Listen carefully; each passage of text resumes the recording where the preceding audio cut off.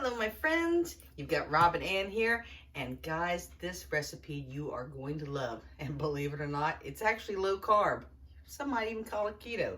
So just a few ingredients in the recipe. So stay tuned and we'll find out how it goes.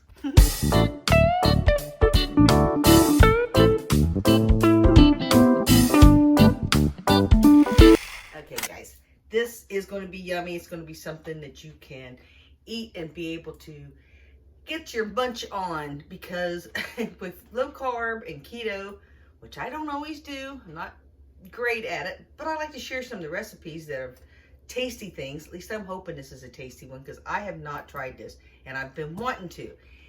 It's basically an avocado chip. Yeah, I had a very ripe avocado. That's why I've already got it taken out of its shell and in the bowl ready to go, because I wanted to make sure that it was good enough to even use for this.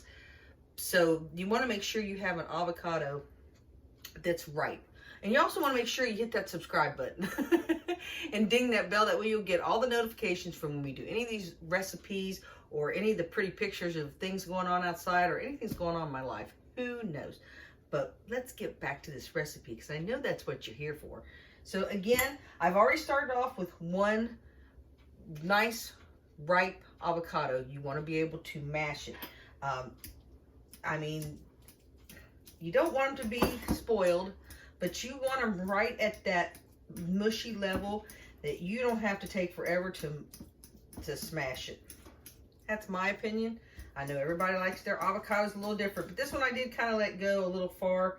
So I am going to, looks like I got one little piece right there I missed.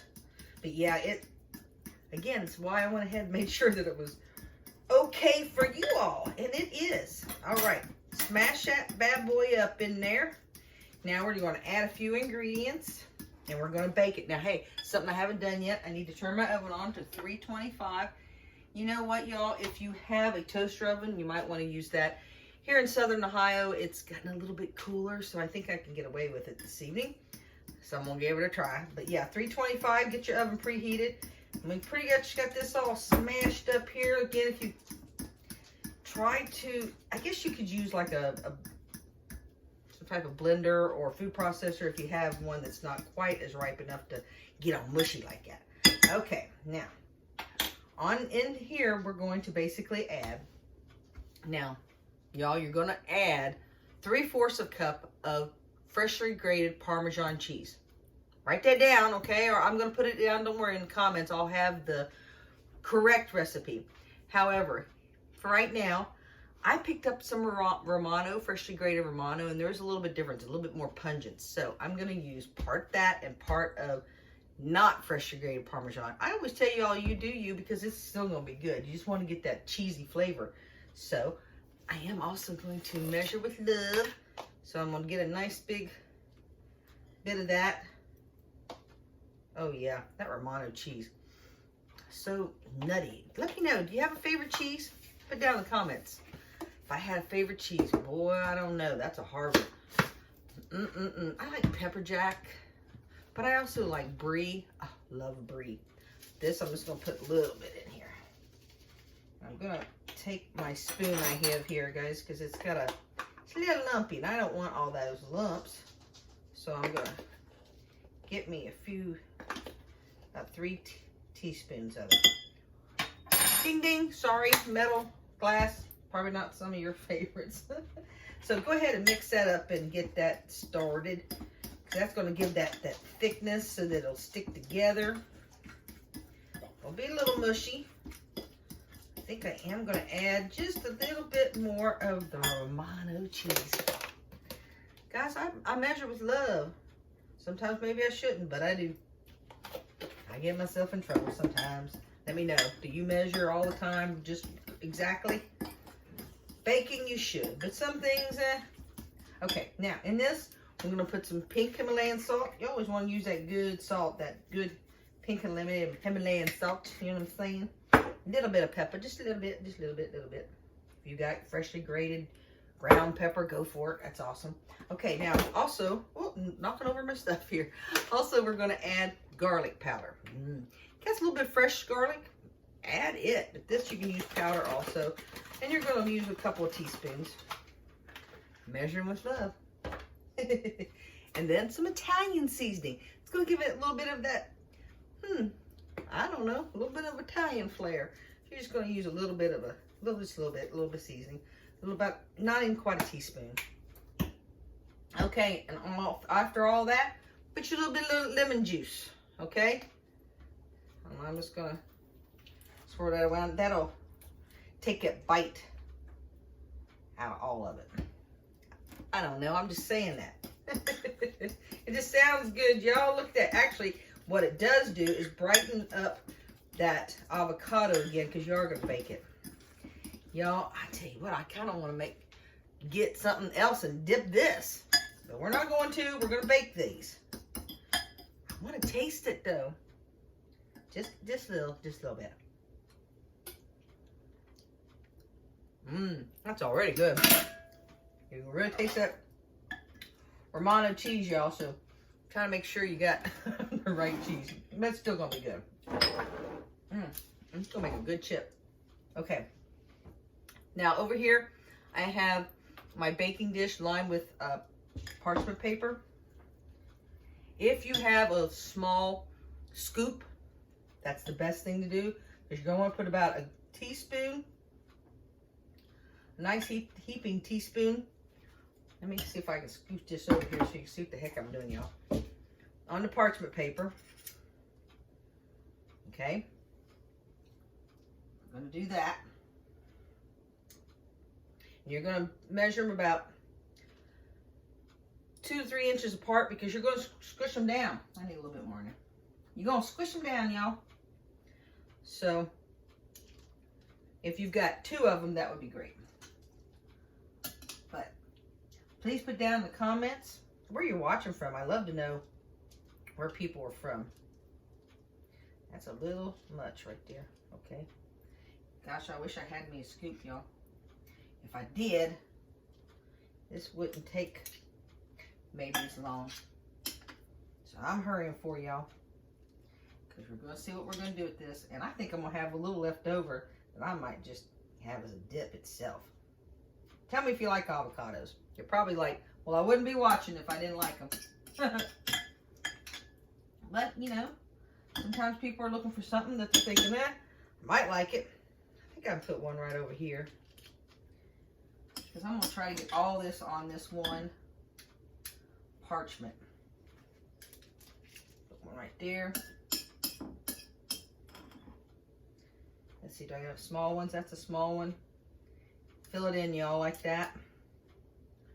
And fill that one in. Okay. Okay, that's pretty much all of it. That's like licking the bowl when you have a cake. Still good. That was a good avocado. It was right at the right at the good peak of it. Now let me get, what can I mash with? Yeah, I was going to take another spoon and just mash them, kind of round them. This is going to be, you want to smash it out because it's going to cook and be a chip. Chips aren't fat. So smash it out. And then we're going to bake it for about 30 minutes. Because you're going to want them to get crispy. A crispy chip. Okay? See, just like that. Pretty easy. If they're not perfectly round, that's okay. We're not submitting them to Home and Gardens. Is that even still around? It's kind of like told my age, I think. All right, y'all. Now those two right there are a little close. But that's just it. I'll flatten them out on there. 325, 30 minutes. So I'm going to put them in and I'll meet you back here in no time. Okay, my friends, I've got these chips out of the oven.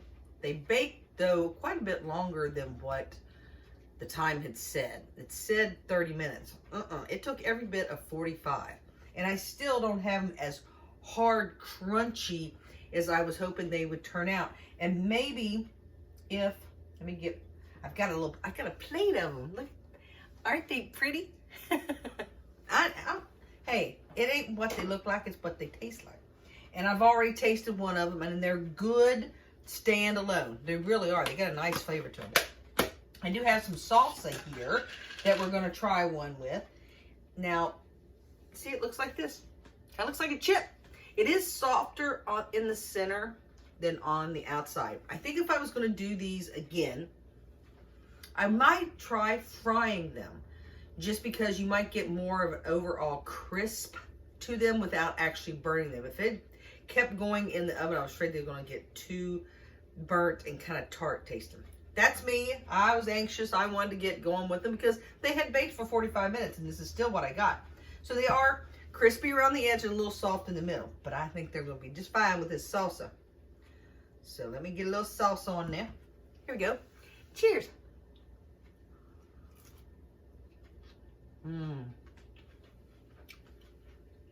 That's really good with salsa.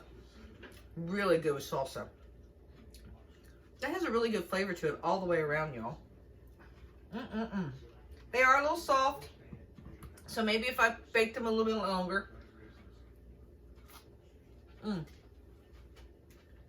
But they're crunchy. Only on the outside. But like I said, I baked them for 45 minutes.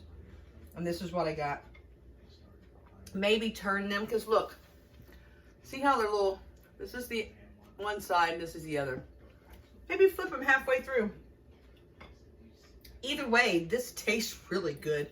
This is obviously something that you're going to make more for yourself to have to stay on a low-carb keto diet. I just thought it would taste good, and I was right. It tastes delicious. So get down in the comments to get the exact recipe. I do kind of fudge recipes a little bit, but hey, hello. I've got my sis's friend Cooper here. It's a dog, don't worry. There's not someone down here licking my feet, but it's a dog. Kind of took me off by surprise, but anyhow, you guys, this is a great alternative to have something a little crispy to enjoy some salsa or hummus or anything you want to dip in that's low carb to go with those. So, again, if you haven't hit that subscribe button, please do, because this is kind of recipes that we do. We may do something that's low carb, keto, or it might be full of all kinds of sugar and fat. You never know around here. I do apologize for my keto people. But hey, it's life with Rob and Ann. You never know what might go on. So I appreciate each and every one of you, though. That has been the recipe for today. So make sure you hit the subscribe button, ding the bell, and that way you'll be tuned in to all these wonderful things that's going on. Take care of yourself, love someone else, because life's too short. And I'll see you back here next time. God bless. Bye.